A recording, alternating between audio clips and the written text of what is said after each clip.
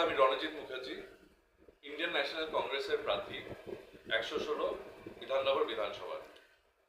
আমি আপনাদের কাছে আর্জি করছি যে বিধাননগরের ভবিষ্যৎ, দক্ষিণ দমদমের ভবিষ্যৎ, সল্টলেকের ভবিষ্যৎ, মহিষবাতানের ভবিষ্যৎ, সুকান্তনগরের ভবিষ্যৎ, পাতিপুকুরের ভবিষ্যৎ, কালিন্দির ভবিষ্যৎ, লেকটাউনের ভবিষ্যৎ, দক্ষিণদারির ভবিষ্যৎ আপনারা ভাবুন এবং আমাকে একটা চান্স দেবেন এই ভবিষ্যৎটাকে একটা উজ্জ্বল জায়গায় নিয়ে যেতে।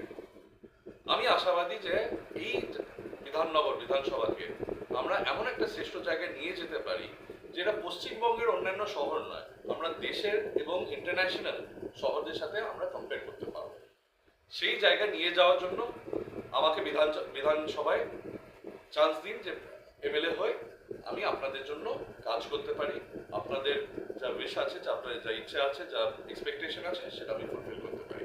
ধন্যবাদ।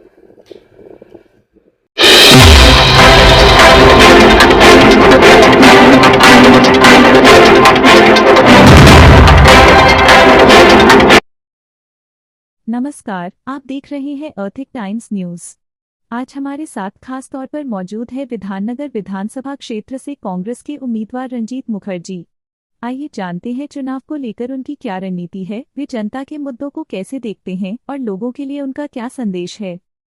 প্রথমে কংগ্রেস 294 সিটে 20 বছর পরে দাঁড়িয়ে পুরো এই সাইনবোর্ড, এই গল্পগুলো পুরো পাল্টে দিয়েছে।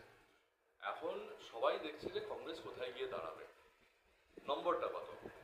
আমরা এক্সপেক্ট করছি যে আমরা যেই সরকারটা হবে 2026-এ তার আমরা একটা পার্ট হব। কারণ কংগ্রেসের একটা জিনিস বুঝতে হবে, কংগ্রেসের সাপোর্ট বেস কখনো চলে যায়নি। সিপিএম এর সময় আপনারা ভাবুন, সিপিএম এর সময় কংগ্রেস 34 বছরে কংগ্রেসের ভোট শেয়ার কি ছিল? 40% প্লাস ছিল। তৃণমূল ভেঙে যাওয়ার পরে 1998-97 ভেঙে যাওয়ার পরে কংগ্রেসের সাপোর্ট ছিল 27-25%। এই অ্যালায়েন্স করতে করতে আমাদের প্রথমে তৃণমূলের, তারপর সিপিএম এর সাথে, ঠিক আছে অনেক কারণ আছে, আমরা করতে থাকি, কিন্তু সাপোর্ট আপনি পাড়ায় পাড়ায় যাবেন পশ্চিমবঙ্গে, এখনো ব্লক প্রেসিডেন্ট আছে, এখনো কংগ্রেস সমর্থক আছে, এখন কংগ্রেস যারা ভালোবাসে, লোকেরা গর্ব করে বলে আমি ইন্দিরা গান্ধী আমার বাড়ির সামনে দিয়ে গেছে, রাজীব গান্ধী গাড়িকে দেখেছি আমি গাড়িতে যেতে। সেই সাপোর্টটা আমরা এবার ফেরত পেতে চলেছি।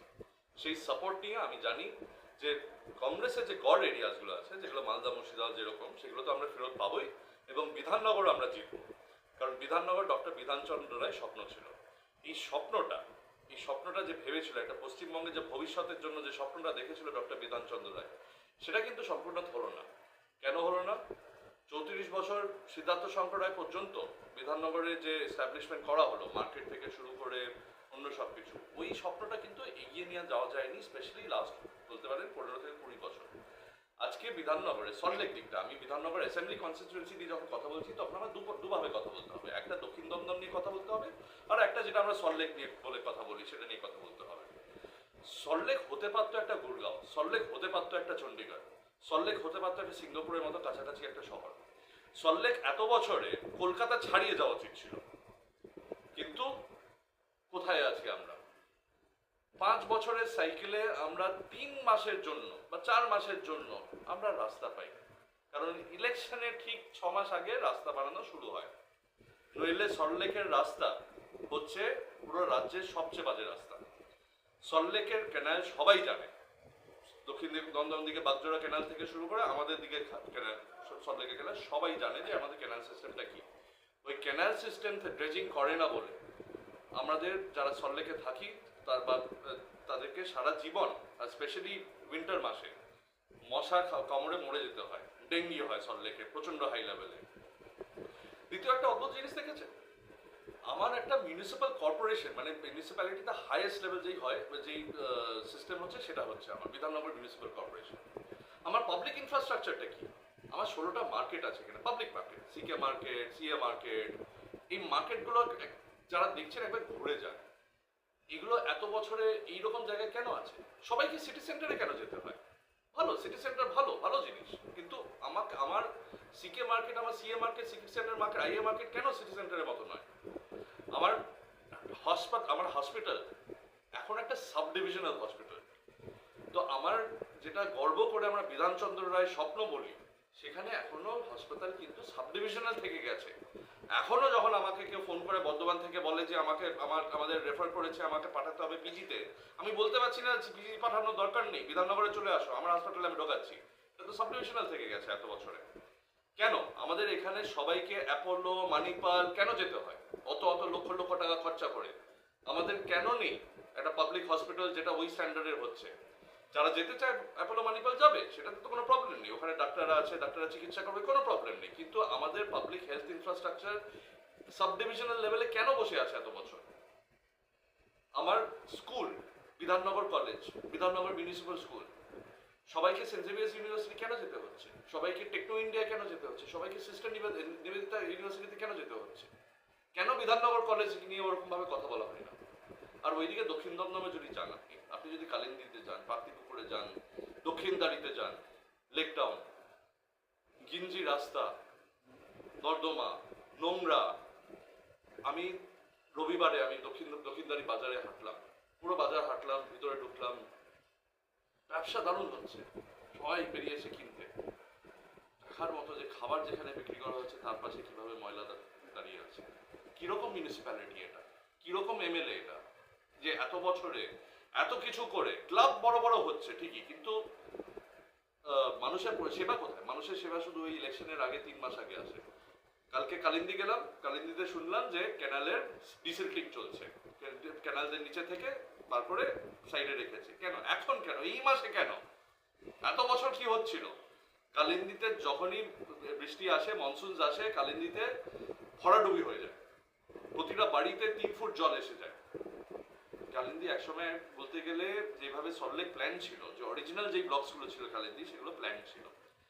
লেক টাউন একসময় সুন্দর একটা জায়গা ছিল, লোকেরা চাইতো অন্য জায়গায়, কলকাতা থেকে লোকেরা কিনে কিনে ফেরত এসছে লেক টাউনে থাকতে। আজকে লেক টাউনের ট্রাফিক দেখেছেন? গাড়ি পার্কিং ভেবেছেন কোথায় করবে লোকেরা? সামনে একটা ফুটবলারের, আমি জানি না, মেসি স্ট্যাচু অ্যাপারেন্টলি, কারণ মেসির মতো দেখতে নয়, সো সিন্স বলছে মেসি স্ট্যাচু, তার জন্য আমি মেসি স্ট্যাচু বলতে হচ্ছে। কেন মেসি স্ট্যাচু? বাইচুংদা আছে, এত বছর ইস্ট বেঙ্গলের জন্য খেললেন, আমাদের এখানে সবাই কলকাতা করেছিল। ছেত্রী আছেন আমাদের আগের ক্যাপ্টেন। বাঙালি ফুটবলার কেন নয়? মেসির কেন স্ট্যাচু আমাদের এখানে আছে? শুধু চমকানোর জন্য। ওরা এত চমকালো যে স্পোর্টস মিনিস্টারকে বদলাতে হলো। মানে কেউ পাবলিক আসলো সল্টলেকে মেসিকে দেখতে, লক্ষ লক্ষ লোক, কেউ একজনও কেউ দেখতে পারলো না। এটাই হচ্ছে আমাদের তৃণমূলের সরকার, তৃণমূলের যারা এমএলএ হচ্ছে, যারা মন্ত্রী হচ্ছে, তাদের কালচার কিন্তু এটাই হচ্ছে। আচ্ছা, আপনি যখন প্রচারে বেরোচ্ছেন, মানুষ আপনাকে মূলত অভিযোগগুলো কি করছে, আপনাকে কি জানাচ্ছে তারা? এই এতে আরো কি হলে উন্নতি হতো, আপনি কি করবেন? প্রথম আপনার কি কাজটা? প্রথমে মানুষ একটা ভবিষ্যৎ চায়। আমি যদি সল্টলেকে যাই, অ্যাকচুয়ালি সত্যি কথা বলতে দুই দিকেই একই ব্যাপার, দমদমের দিকেও একই ব্যাপার, যে এখানে নেক্সট জেনারেশন থাকছে না। প্রথম কথা, আপনি বাড়ি বাড়ি যাবেন, দেখবেন বয়স্ক স্বামী স্ত্রী, ওরা ভোটার আছে, ওদের ছেলে কোথায় ব্যাঙ্গালোরে, মেয়ে কোথায় বম্বেতে আছে। এটা একটা বিরাট প্রবলেম। ওরা চলে যাচ্ছে অ্যান্ড দেয়ারফর অন্য পপুলেশন এসে এখানে থাকছে। কিন্তু যাদের উত্তরাধিকার হচ্ছে এখানে, যাদের বাবা মারা যারা 1980s-এ, 1990s-এ, 1970s-এ এসে সল্টলেকে থেকেছিল, তাদের ছেলেমেয়েরা কোনো অপশন পাচ্ছে না যে এইখানেই থাকবে। এটা একটা বিরাট সমস্যা পুরো কনস্টিটিউয়েন্সিতে। তাছাড়া দেখবেন যে পাবলিক যে হেলথের যে ইনফ্রাস্ট্রাকচার, অরিজিনাল যে প্ল্যানিং হয়েছিল, যে পপুলেশনটা হওয়ার কথা ছিল, সেটার আমরা 5 গুণ ছাড়িয়ে গেছি। কিন্তু ওই যে 5 গুণ ছাড়িয়ে গেছি, তার জন্য প্ল্যানিংটা কোথায়? তার জন্য সিভেজ সিস্টেম, তার জন্য জল, আজকে ট্যাঙ্কার করে জল কিনতে হচ্ছে। কেন ট্যাঙ্কার করে কেন জল কিনতে হচ্ছে? এই রিজনটা একসময় পুকুর ভরা ছিল। এই রিজনটা একসময় এমন ছিল যে এখানে আবার বাতাস ভালো ছিল, ফুল থাকতো।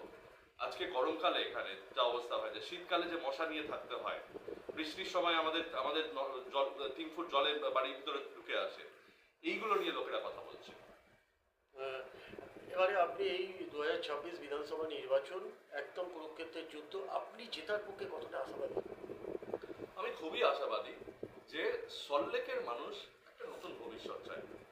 দমদমের মানুষ বলছে, সব দমদমের মানুষ, সল্টলেকের মানুষ, মহিষবাতানের মানুষ, সুকান্তনগরের মানুষ, এরা বলছে যে অনেক হয়েছে, আমরা 2010 থেকে অনেক কিছু দেখেছি, এবার একটা নতুন ভবিষ্যৎ চাই। সেই নতুন ভবিষ্যৎ আমি আশা করছি আমি দিতে পারবো। একটা প্ল্যান সিটি, যে প্ল্যানিংটা অরিজিনালি করা হয়েছিল, যেটা ডক্টর বিধানচন্দ্র রায় থেকে সিদ্ধার্থ শঙ্কর রায় পর্যন্ত যেটা হয়েছিল, সেটা নিয়ে গিয়ে আসল ফুলফিলমেন্ট পর্যন্ত আমি পৌঁছে দেওয়ার আমি আশাবাদী। আর সেটা আমি যাদের সাথে ইন্টারাক্ট করছি রাস্তায়, যাদের সাথে কথা বলছি, তাদের সাথে পা মেলাচ্ছি রাস্তায়, তারা সবাই আমার দিকে দেখছে, যে আপনার দিকে দেখে। কারণ আমি 15 বছর রাজনীতি করেছি, আমি এই সল্টলেকে থেকেছি, আমি জানি কি দরকার এখানকার লোকেদের। তারা চাইছে যে একটা চেঞ্জ হোক এখানে। আচ্ছা দাদা, এবার কেউ প্রচারে কেউ বড় নেতা আসবে এখানে? অনেক দিন ধরে তো সোনিয়া গান্ধী, রাহুল গান্ধী আর প্রিয়াঙ্কা গান্ধীকে দেখা যাচ্ছে না। বড় নেতা আমাদের তো স্টার ক্যাপিটালিস্ট হয়, অবশ্যই কেউ না কেউ আমার স্টার ক্যাপিটাল আসবে এখানে। এবার রাহুলজি, সোনিয়াজি, প্রিয়াঙ্কাজি এবং খার্গেজি, এনারা কোথায় আসবেন যাবেন সেটা প্রদেশ কংগ্রেস এবং এআইসিসি একসাথে নির্বাচনী যারা কমিটি যারা আছে তারা ডিসাইড করে। আমি আশাবাদী যে কেউ না কেউ সল্টলেক হয়ে